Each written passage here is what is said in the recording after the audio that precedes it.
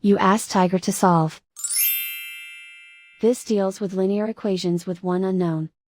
The final result is x equals -1/2.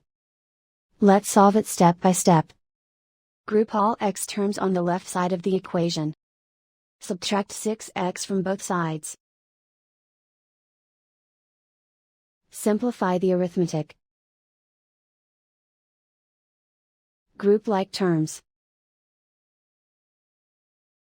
Simplify the arithmetic.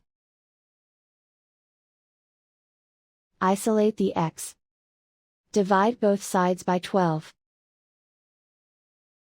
Simplify the fraction. Find the greatest common factor of the numerator and denominator. Factor out and cancel the greatest common factor. And so the final result is x equals -1/2.